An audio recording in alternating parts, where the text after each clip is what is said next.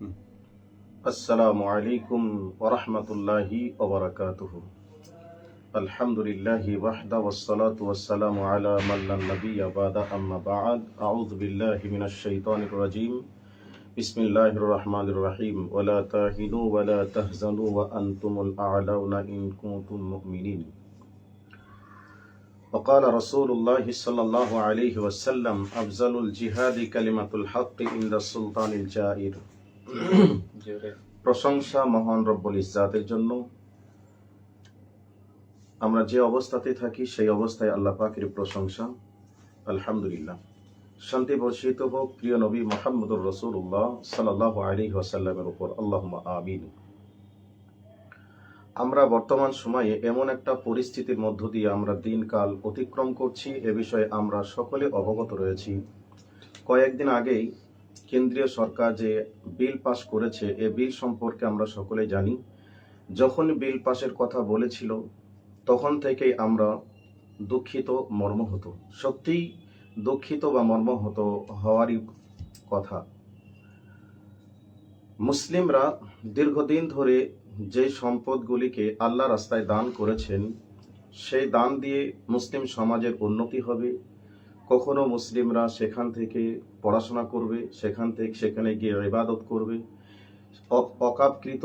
অকৃত সম্পদের মাধ্যম দিয়ে অনেক গরিব, এতিম, ফকির, মিসকিনের কাজে লাগবে। এ বিষয়ে অনেক কিছু দান করেছেন। সেই দানকৃত সম্পদগুলি হঠাৎ সিদ্ধান্ত গ্রহণ করলো যে এই সম্পদগুলিকে আর মুসলিমদের হাতে রাখা যাবে না। তো এ বিষয় নিয়ে আপনারা সকলে জানেন, না জানার কিছু নয়, জানারই। তো এখন এটার মাধ্যম দিয়ে আমরা যে কতটা সমস্যার মধ্যে পড়ে আছি, এ বিষয়ে যারা জানেন তারা অবশ্যই এ বিষয় নিয়ে চিন্তা ভাবনা গবেষণা করবেন। যারা জানেন না তাদের এ বিষয় নিয়ে কোনো ভাবনা চিন্তা হবে না। যেমন কয়েকদিন আগেই ওয়াকফ সংশোধিত বিল পাশ হওয়ার সাথে সাথে বিহারে গতকাল মানুষ মারা যাওয়ার পরে তার মাটি হবে, গোরস্থানে মাটি হতে দেয়নি। কেন? এই জায়গা বা এই কবরস্থান আর মুসলমানদের নেই, বরং এটা সরকারের আন্ডারে চলে গেছে। এই জন্য মুসলিমদেরকে আর কবরস্থানে মাটি পর্যন্ত দিতে দেয়নি।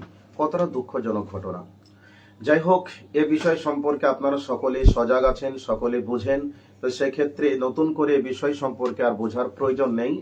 আমরা যে জায়গায় যেভাবে অবস্থান করব, আমরা শান্তিপ্রিয়ভাবে আমাদের অধিকার ফিরিয়ে নেওয়ার জন্য আমরা আন্দোলন করব। এই অবস্থাতে আমরা কোন রকমের মাযহাবগত ভেদাভেদ আমরা না রেখে, মাযহাবগত সমস্যা, মাযহাবগত মতবাদ আমরা মসজিদ মাদ্রাসায় আমরা রাখবো।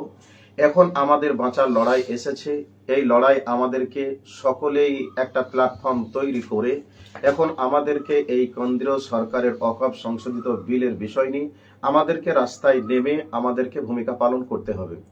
সর্বপ্রথমে আরেকটা কথাও বলবো, এখানে যারা আলেম আছেন, প্রথম সারির আলিম ওলামারা, আপনারা এক জায়গাতে বসে আলোচনা গ্রহণ করে আমরা কোন পথে আগাবো সেই পথের রাস্তাটা আপনারা বার করার চিন্তা ভাবনা করুন। এটা আন্তরিকভাবে প্রত্যেকটা আলেম ওলামার কাছে আন্তরিকভাবে সোশ্যাল মিডিয়ার মাধ্যমে অনুরোধ জানাচ্ছি।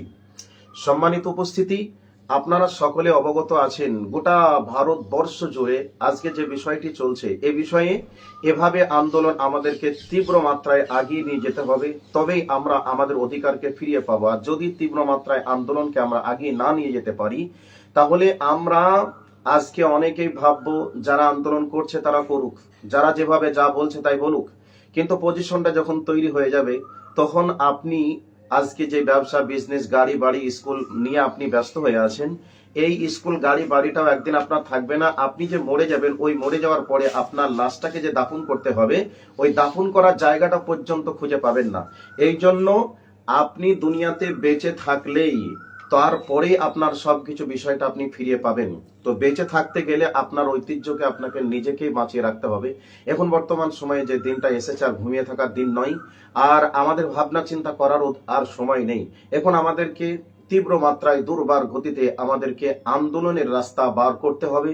যে জায়গায় যে যখন যেভাবে আন্দোলনের ডাক দিবে আমরা সেই জায়গাতে সেভাবে আন্দোলনে অংশগ্রহণ করে শান্তিপ্রিয়ভাবে গণতান্ত্রিক পদ্ধতিতে আমরা আন্দোলন করে আমরা আমাদের অধিকারকে ফিরিয়ে নেওয়ার জন্য যেভাবে আন্দোলন করলে আমরা আমাদের অধিকার ফিরিয়ে পাবো সেভাবেই আমরা আন্দোলন করে যাব ইনশাল্লাহ। এটাকে একটা বিষয়কে আমাদেরকে ভাবনা চিন্তা করতে হবে। 2 নম্বর হলো শিখ সম্প্রদায়ের মানুষেরা আন্দোলন করে বুঝিয়ে দিয়েছে যে কেন্দ্র সরকার যে বিল পাস করেছিল কৃষি বিল, সেই কৃষি বিল আন্দোলনের মাধ্যম দিয়েই সেই কৃষি বিলকে বাতিল করতে বাধ্য হয়েছে। এখন শিখ সম্প্রদায়ের মানুষ কয় কোটি আছে, আর বর্তমান সময়ে আমরা মুসলিম সম্প্রদায়ের মানুষ কয় কোটি আছি। তারা যদি আন্দোলন করে তাদের অধিকারকে ফিরিয়ে নিতে পারে, আন্দোলন করে যদি কেন্দ্রের মসনদকে নড়াতে পারে, আমরা মুসলিমরা আন্দোলন করে কেন আমাদের অধিকারকে ফিরিয়ে নিতে পারবো না? কেন আজকে আমরা কেন্দ্রীয় সরকারের ঘুমকে হারাম করাতে পারবো না? অবশ্যই আমরাও পারবো। আমরা এই ভারতবর্ষে এমনি এমনি আসিনি। এই ভারতবর্ষের বুকে আমরা স্বাধীনভাবে জীবন যাপন করার জন্য ইংরেজের বিরুদ্ধে আন্দোলন করে আমরা ভারতবর্ষের 200 বছর শিকড়কে উপড়িয়ে ইংরেজকে বঙ্গোপসাগরে নিক্ষেপ করেছি। প্রয়োজন হলে আমরা আবার আন্দোলন করে এই আরএসএস বিজেপিকে আন্দোলনের মাধ্যম দিয়ে আমরা আবারও এই ভারতবর্ষকে স্বাধীন করবই। এই দৃঢ় প্রতিজ্ঞা নিয়ে আমরা আন্দোলনে নামবো ইনশাআল্লাহ। সেই জন্য প্রত্যেকটা মাযহাবের আলেম ওলামাদের থেকে নিয়ে শুরু করে সাধারণ মানুষ পর্যন্ত এই ভারতবর্ষের সুনাগরিক যারা আছেন, হিন্দু, খ্রিস্টান, শিখ, ঈসাই সঙ্গে রয়েছেন, তিনারা সহ আমরা সকলেই দুর্বার গতিতে আন্দোলন করে এই ভারতবর্ষের কালা কানুন আইনকে আমরা বাতিল করার জন্য তীব্র মাত্রায় আন্দোলনের পথকে আমরা অতিক্রম করবই ইনশাআল্লাহ। আর ইমিডিয়েট কেন্দ্র সরকারকে বলবো, আপনি যে আইন পাস করেছেন এসি রুমে বসে, এই আইন আমরা মানছি না, মানব না। এই আইনকে আপনাকে বাতিল করতেই হবে। এটা আমাদের আন্তরিকভাবে অনুরোধ, আপনাকে বাতিল করতেই হবে। আর যদি বাতিল না করেন, যে পথ ও পন্থা অবলম্বন করলে আপনি বাতিল করবেন, সেই পথ ও পন্থাকে আমরা অবলম্বন করব। তাতে জেলে যেতে হয় জেলে যাব, সেলে যেতে হয় সেলে যাব, রক্ত দিতে হয় রক্ত দিব, জীবন দিতে হয় জীবন দিব। এরপরেও আমাদের অকাপ্তিত সম্পদকে রক্ষা করে ছাড়বো ইনশাআল্লাহ ছাড়বো। সেই জন্য সম্মানিত উপস্থিতি, দর্শক ও শ্রোতা যারা রয়েছেন, সকলকেই বলবো আর কোন রকমের ভেদাভেদ না করে আমরা ঐক্যমত পোষণ করে আমরা তীব্র মাত্রায় আন্দোলনের পথকে বাছাই করবো ইনশাআল্লাহ। এ দাওয়াত দাবি রেখে আজকে সংক্ষিপ্ত লাইভ প্রোগ্রামকে এখান থেকে শেষ করছি। আসসালামু আলাইকুম রহমতুল্লাহ।